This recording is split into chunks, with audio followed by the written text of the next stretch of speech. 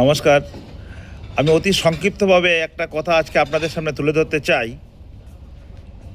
সেটা হচ্ছে কাটমানি। আপনারা জানেন বর্তমান সময়ে কাটমানি একটা উপহাস শব্দ হিসাবে সমস্ত জায়গায় ইউজফুল হয়ে গেছে। যাকে তাকে আমরা ব্যঙ্গ করতে শুনতে দেখি যে কিরে কত পেলি কাটমানি, কিরে কাজ করছিস কি কাটমানি পাওয়ার জন্য। বিভিন্ন রকমের এ সমস্ত ওয়ার্ড আমাদের কানে ভেসে আসে। আপনারা হয়তো শুনেছেন, আপনারা অভ্যস্ত আছেন। অ্যাকচুয়ালি কাটমানিটা হলো একটি অনানুষ্ঠানিক অবৈধ কমিশন, যা স্থানীয় রাজনীতিবিদ, দালাল বা আমলারা নাগরিকদের সরকারি পরিষেবা পেতে বা রাজ্য ও কেন্দ্রীয় কল্যাণমূলক প্রকল্প থেকে সুবিধা লাভের বিনিময়ে আদায় করে থাকেন। বিভিন্ন লোকাল স্থানীয় স্তরের যে সমস্ত নেতা নেত্রীরা আছে তারা এই কাটমানির সাথে যুক্ত।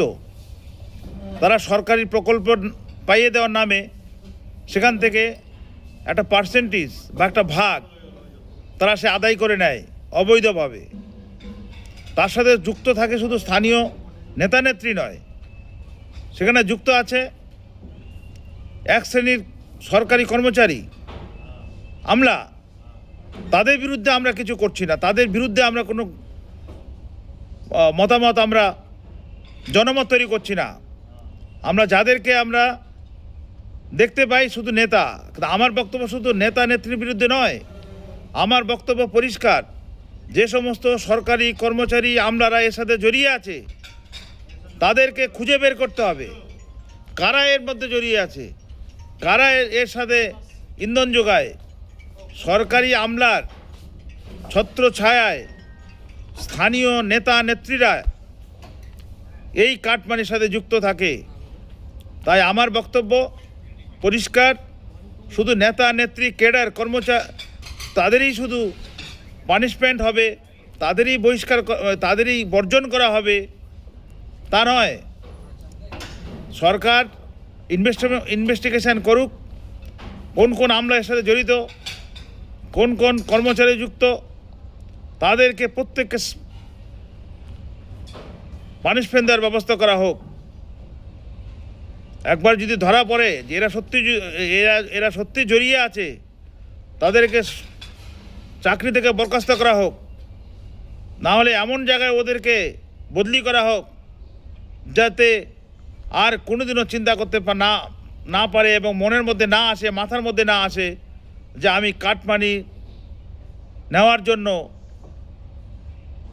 ভাগ পাওয়ার জন্য স্থানীয় লোকাল নেতাদের সাথে আমি জড়িয়ে থাকব। এটা সরকারের দেখা উচিত।